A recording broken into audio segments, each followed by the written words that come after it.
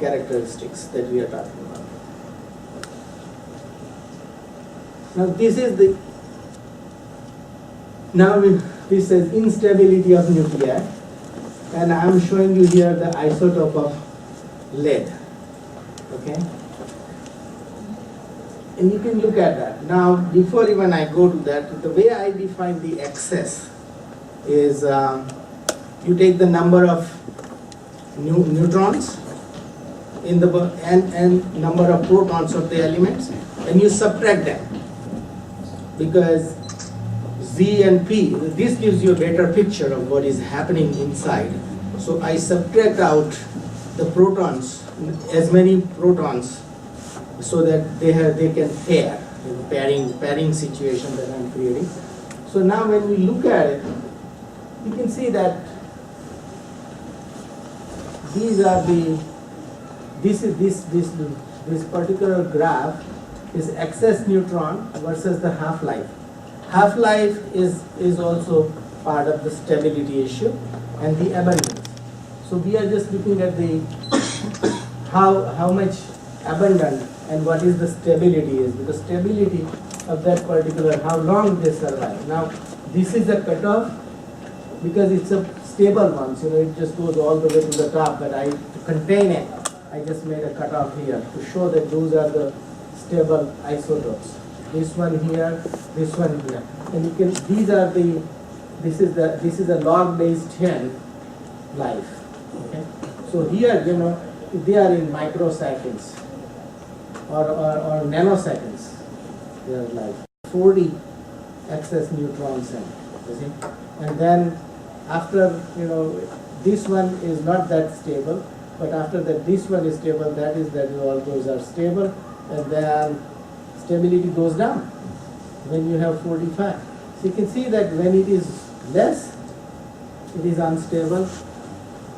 When it is more, it gets to instability too, because when you have some things going inside, it should be able to be more stable. When you put more foundation, it should be more, but it's not happening like that. So this is what's going on here. Now this is for the Tb, which is a lead, and that the proton count for that is 82. That is, it's a E1. Okay. Look at this one. This is a gold, and it has only one peak. You see that? That one. Then it has only one stable isotope. All other are radioactive.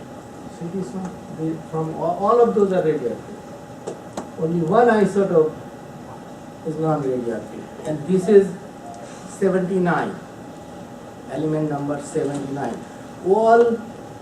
Mostly all odd number proton elements, they have only one element, one isotope which is stable. So if you go one more, it is radioactive. If you go one less, radioactive. And the half-life goes to very little. You see that? This is a log base, and this is in seconds. So you can see that that's 5. So it's 5,000 seconds, 10,000 seconds, something like that. So hours and days we are talking about. The gold, survives long time, but its isotope cannot. So something neutron is doing, which is not keeping it, together. The element is not being kept together. And for all this particular graph, represent all the even, all the odd elements. The previous one, that represents almost all, even number of isotopes, even number of elements. So these are the two. So I came up with something like this, that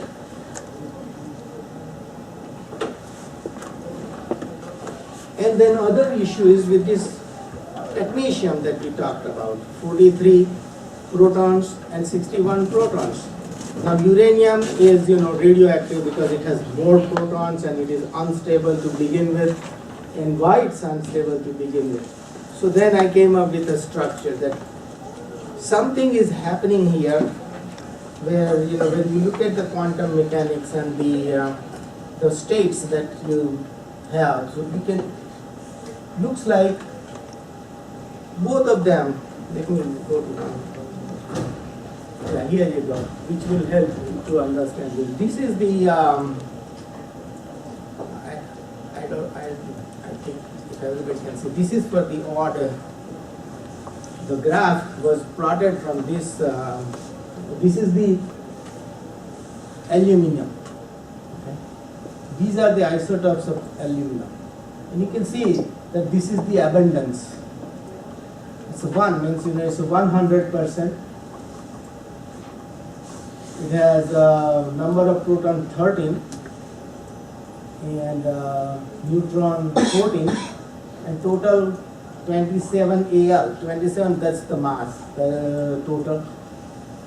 That is the one which is stable. Means it survives forever. But look at that, one less, which is 26, so one less proton, and you can see the half-life. 7.17 to 10 to the 5 years. A is for years. So from forever to became 100,000 years. 700,000 years. Now one less, so 2 less. And it became 7.183 seconds. You see jump? Here it is millisecond. One additional less and it went to millisecond. See? From 27 it's only 3 difference and became so many milliseconds. Here it jumped back to little second. See? 2.053 seconds from millisecond to that. So you can see that there is something going on here which is causing that. The same thing here. You increase by 1 more and became a minutes, 2.24 minutes. This is 6.5, so little longer. With the 2 more, it survives a little longer. This went to seconds, that's millisecond, and then it's all nanosecond and all that. There are other, but they are just a picosecond. And so I just brought this representation. The same thing you can look at the even number. And you can look at the even number where you have more stable, 1, 2, 3, 4, 5, and 6. And this is the lead, no, this is the SN, that's a teen. Teen. So teen has 1, 2, 3, 4, 5, 6, 7 stable ones. And teen is, you can see that it has a 50 protons. That is a, so the even and odd elements have different stability issues. There is a different arrangement and different forces are working to give the stability. So stability is rising from 2 different sources, it looks like, you know, instead of 1. So that is where we are going, and these I'm just throwing some equations here, which are just everybody knows. You know, the force, gravitational force is G m1 m2 r square, and the Coulomb forces are this Q1 Q2. Now what I'm talking here is 2 different things. I'm not negating anything. That we have a very, very big, strong building. But if you throw a rock at it in resonance, you can bring it down, even with a tiny rock, you know, even with a hammer. If you keep on doing like that, the whole building will collapse, but you have to be in resonance. You see, you bring it down. So looks like this thing, every nuclear engineer and nuclear scientist will frown upon this equation, which is because the gravitational forces are so minuscule. But one thing we forget, that the whole universe is held together by gravitational forces. So why we do not look at this? This is like a second and third order perturbations that I'm talking inside the nucleus. Yes, there is a strong nuclear force, but we are talking second, third order, fourth order perturbations which are causing the radioactivity. And that is where I am right. So we cannot basically neglect the gravitational forces. And that is where we are looking at and say what other arrangements are there. Now the shell model is also was designed in 1963, and the original person, Maria, I forgot her last name, she even received the Nobel Prize for the shell model. But there are deficiencies in that model, and it is not explaining everything that we want to know. It doesn't explain why the element will be radioactive. It doesn't explain why only so many elements, why we don't have any more elements. I'm trying to do here where brings that ideas, those ideas where it gives you the upper limit of nucleus. Then why after 82 everything is unstable. Any heavy nuclei we make, let's say with 150 protons in the lab, survive only microseconds or nanoseconds. And why it does that? And that is what we are trying to do. So we are working with two things here: the initial conditions, which gives the possibility of element where it can form, and the other thing after that, the survival of that element. Two things we are talking about. Sometimes it will form, but it will be unstable. And what causes the instability? So saying that, the other, the clue that we get is in the nuclear reactions. The nuclei normally takes, captures the slow neutrons. And we know from the theory that until and unless there is a proper level, that means the resonance, the energy resonance, it will not be captured.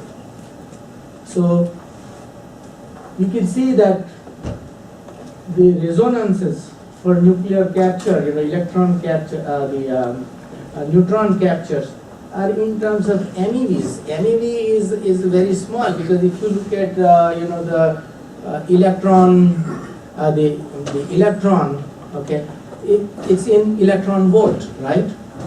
But when you look at the nucleus, the dimensions are 1,000 times smaller.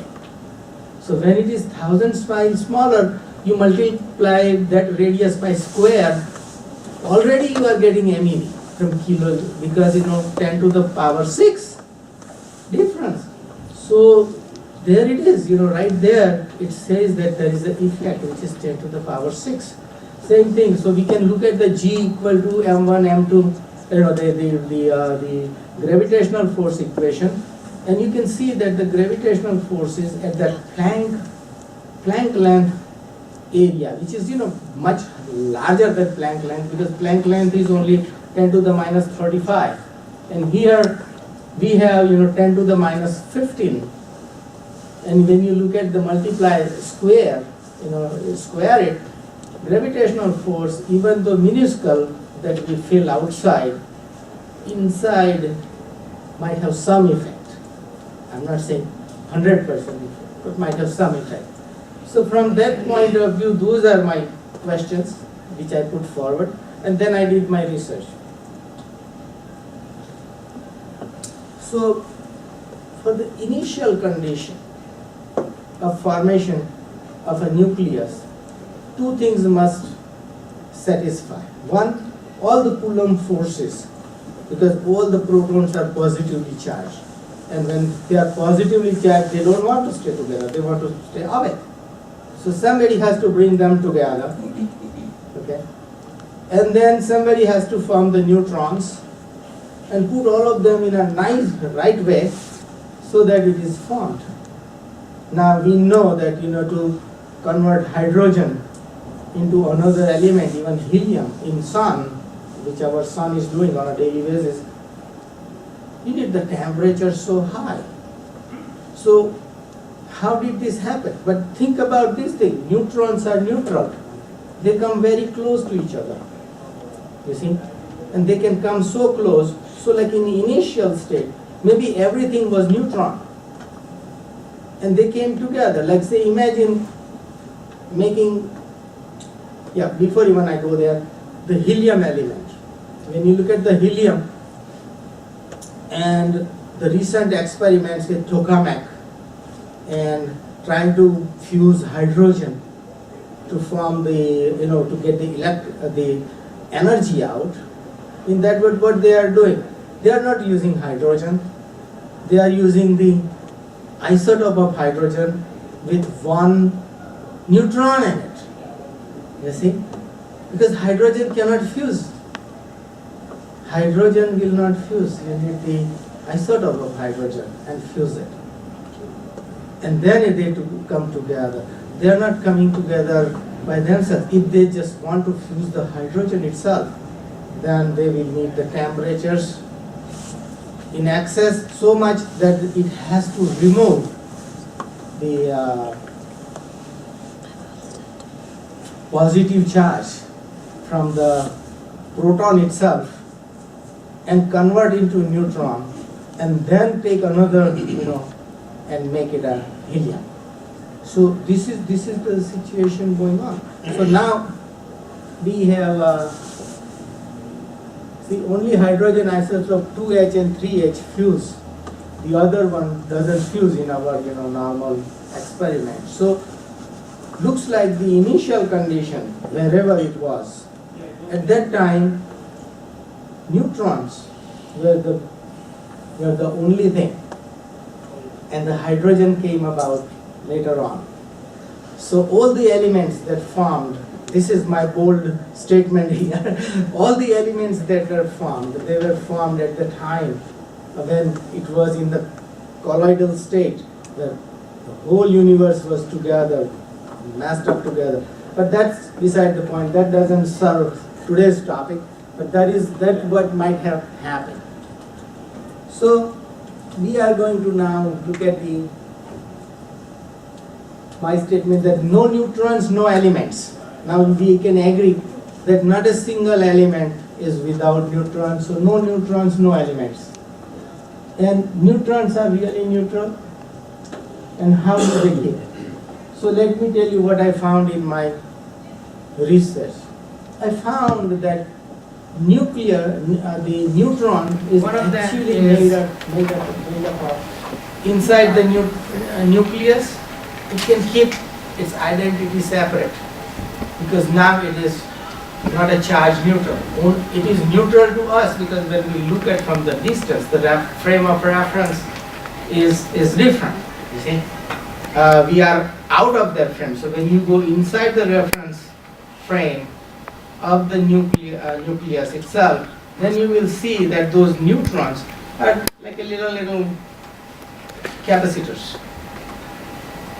Now when you have the two charges like that, when you try to bring the two neutrons very close, then they will say, oh wait a minute, I don't want to be that close, and then they will start to rotate, one clockwise, another anti-clockwise, and in presence of proton, they will really, because if you look at that, when it comes to the positive side, it cannot stay there, it has to go about, so it just deflects and goes round, the other one goes the other way around. And now if you look at the helium atom with two protons and two neutrons in it, both neutrons are going circling like that, and in the reference frame of nuclei itself we have to look at it. So those things they don't want to touch each other, they want to stay because if they touch each other they will annihilate and become one heavy neutron. They don't want to be. Now if you look at the from the experimental studies, that neutron is heavier than proton, and the heaviness, okay, if you subtract the neutron mass, the proton mass from the neutron, the remaining is the same value in terms of the weight as electron or the positron. We can also see that when we have on this graph, when isotopes disintegrate, all these isotopes on this side, they emit the positron, and the proton turns